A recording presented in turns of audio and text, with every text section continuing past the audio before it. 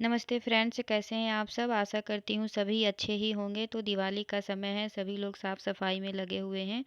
तो आज का जो वीडियो है इसमें मैं एक ऐसे टिप्स एंड ट्रिक्स लेकर आई हूँ जिससे आपका काम बहुत ही आसान हो जाएगा। तो चलिए फटाफट से वीडियो को शुरू करते हैं। वीडियो अगर पसंद आए तो लाइक शेयर ज़रूर कीजिएगा और अगर आप पहली बार हमारे चैनल पर हैं तो चैनल को सब्सक्राइब ज़रूर कर लीजिएगा। तो चलिए शुरू करते हैं। सबसे पहला टिप्स है आटे को लेकर। ठंडा हो या गर्मी हो, किसी भी मौसम में जब भी आटा को लगाकर हम लोग रखते हैं 10 से 15 मिनट के लिए, तो आटे के जो ऊपरी हिस्सा होता है उस पर एक परत सी जम जाती है जो टाइट हो जाती है। टाइट होने के कारण उस परत को हमें हटाना पड़ता है, जिससे हमारे आटे का नुकसान हो जाता है। तो एक छोटी सी ट्रिक को फॉलो करके आप इस प्रॉब्लम को सॉल्व कर सकते हैं। तो जब भी आप आटा को लगाकर रखें तो उससे पहले क्या करें, आप जिस भी तेल का इस्तेमाल करते हैं वो तेल थोड़ा सा हाथ में ले लें और लेने के बाद उसे अच्छी तरीके से आटे के ऊपरी हिस्से पर आप लगा दें, जिससे आपका आटा का जो ऊपरी हिस्सा है वो टाइट नहीं होगा। आप तेल की जगह घी का भी इस्तेमाल कर सकते हैं। अगर टाइट हो भी गया हो तो भी आप अगर इस तरीके से तेल को अगर लगाकर 10 से 15 मिनट के लिए आटे को ढककर छोड़ देंगे तो जो इसका ऊपरी हिस्सा है वो सॉफ्ट हो जाएगा। आई होप ये ट्रिक आप लोगों को पसंद आया होगा। तो कमेंट करके ज़रूर बताइए कि आप पहले से इस ट्रिक को फॉलो करते थे या नहीं। और अगर आप पहली बार हमारे चैनल पर विजिट कर रहे हैं तो हमारे चैनल को सब्सक्राइब कर लीजिएगा, बेल बटन पर ज़रूर क्लिक कीजिएगा जिससे आने वाली वीडियो की नोटिफिकेशन आपको मिलती रहे। तो चलिए फटाफट से बढ़ जाते हैं अब हमारे अगले टिप्स की ओर। जो अगला टिप्स है वो हनी से रिलेटेड है। हनी का यूज़ तो हर किसी के घर में होता ही है। हम लोग हनी छोटे बच्चे को भी देते हैं। हनी हमारे हेल्थ के लिए बहुत ही यूज़फुल होता है। तो हमें पता होना चाहिए कि जिस भी हनी का हम यूज़ कर रहे हैं क्या वो प्योर है या नहीं।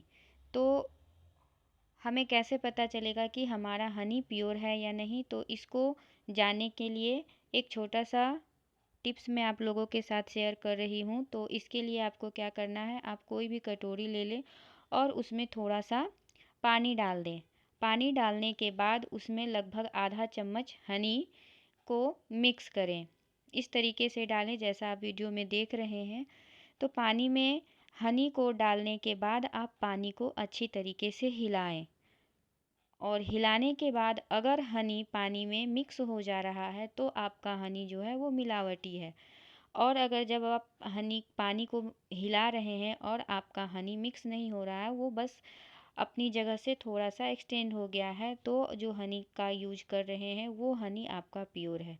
तो देखा फ्रेंड्स, इस छोटे से ट्रिक से हम जान सकते हैं कि हमारा हनी प्योर है या नहीं। तो आप जब भी मार्केट से हनी को लेकर आएँ तो घर में आकर ये टेस्ट ज़रूर करें और पता करें कि आपका हनी प्योर है या नहीं।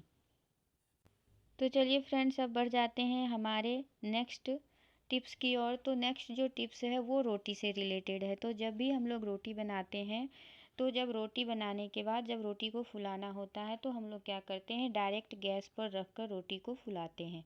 बट हमें डायरेक्टली गैस पर रोटी को रख कर नहीं फुलाना चाहिए, क्योंकि ये जो हम डायरेक्ट गैस पर रख कर रोटी को फुलाते हैं और जब इस रोटी को हम लोग खाते हैं तो ये हमारे हेल्थ के लिए बहुत ही नुकसान करता है। तो रोटी को हमें कैसे फुलाना चाहिए चलिए देख लेते हैं। तो उसके लिए जब हम रोटी को तवे पर डालते हैं तो एक साइड हल्का पक जाने के बाद रोटी को पलट देना है और पलटने के बाद दूसरे साइड को अच्छी तरीके से पका लेना है और पकाने के बाद पलटकर किसी कपड़े की हेल्प से दबा दबा कर तवे पर ही रोटी को फुलाएं।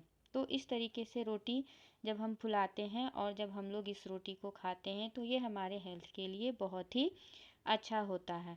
तो आप जब भी रोटी को फुलाएं तो तवे पर ही फुलाएं, डायरेक्टली गैस पर ना फुलाएं। डायरेक्टली गैस पर फुला हुआ रोटी हेल्थ के लिए बहुत ही हानिकारक होता है।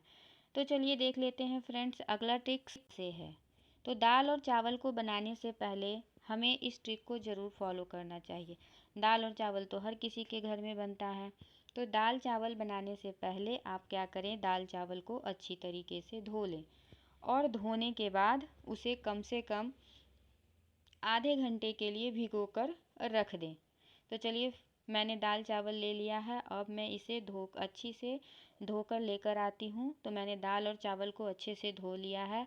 अब मैं इसमें पानी डालकर आधे घंटे के लिए भिगोकर रख दूँगी। तो आधे घंटे तक भिगोने से हमें दो फ़ायदे होते हैं। सबसे पहला फ़ायदा तो ये है कि जब हम लोग इसे पकाते हैं तो पकाने में बहुत ही कम समय लगता है, जिससे हमारे गैस की बचत होती है और गैस की बचत होने के कारण हमारे पैसे की भी बचत होती है। और दूसरा फ़ायदा ये होता है कि दाल और चावल में अगर किसी भी प्रकार का पॉलिश किया हुआ होगा तो जब हम इसे भिगाएंगे तो ये निकल जाएगा। और जब हम इसे भिगा कर रखते हैं तो जब हम इसे दोबारा बनाने के लिए रखते हैं तो इस पानी को हमें फेंक देना चाहिए, उसी पानी में हमें नहीं बनाना है। तो दाल और चावल को बनाने से पहले आप इस ट्रिक को ज़रूर फॉलो करें। तो चलिए फ्रेंड्स, अब बढ़ जाते हैं हमारे अगले ट्रिक्स की ओर। लिया है और झाड़ू लिया है। आप किसी भी प्रकार का झाड़ू ले सकते हैं। मैंने फूल झाड़ू लिया है। आप चाहे तो सिक का झाड़ू, जिसे नारियल का झाड़ू कहते हैं, आप उसे भी ले सकते हैं। अब करना क्या है, इस सॉक्स को हम लोग झाड़ू में इस तरीके से पहना देंगे। तो उससे पहले सॉक्स को इस तरीके से इकट्ठा करेंगे और इकट्ठा करने के बाद झाड़ू में पहनाएंगे। जब झाड़ू में पहना देंगे तो जो इसका जो लास्ट वाला हिस्सा है उसको हम लोग किसी भी रबर बैंड लगाकर टाइट कर देंगे, जिससे जो हमारा सॉक्स है वो झाड़ू से बाहर ना आए। आप लोग भी सोच रहे होंगे कि सॉक्स तो हम लोग पैरों में पहनते हैं, मैंने झाड़ू को क्यों पहनाया है। तो चलिए देख लेते हैं कि इसका यूज हम लोग कैसे कर सकते हैं। तो यूज करने से पहले हम क्या करेंगे, सॉक्स को हल्का सा गीला करेंगे। तो इसमें हल्का सा पानी का छींटा मारकर सॉक्स को मैंने गीला कर लिया है। अब करना क्या है, तो चलिए देखते हैं करना क्या है। तो हमारे घर के कुछ ऐसे कोने होते हैं, कुछ ऐसा एरिया होता है जिसे साफ़ करना बहुत ही मुश्किल होता है, जहाँ हमारा हाथ नहीं पहुँच पाता है। तो उस एरिया में हम लोग पोछा नहीं लगा पाते हैं। जैसे पलंग के नीचे हो गया या फिर सोफ़े के नीचे है, फिर अलमीरा का साइड वाला जो एरिया होता है, तो उन सब एरिया को हम लोग अच्छी तरीके से क्लीन नहीं कर पाते हैं, जिससे वहाँ डस्ट जमा ही रह जाता है। तो इस झाड़ू और सॉक्स की हेल्प से हम उस एरिया को आसानी से साफ़ कर सकते हैं, जहाँ हमारा हाथ नहीं पहुँच पाता है। तो चलिए देखते हैं इसे कैसे साफ़ कर सकते हैं। तो जैसे आप देख रहे हैं, तो बहुत ही आसानी से जिस एरिया में हमारा हाथ नहीं पहुँच पाता था, जहाँ हम पोछा नहीं लगा पाते थे, वहाँ भी हम लोग आसानी से पोछा लगा सकते हैं और अपने घर को साफ़ सुथरा रख सकते हैं।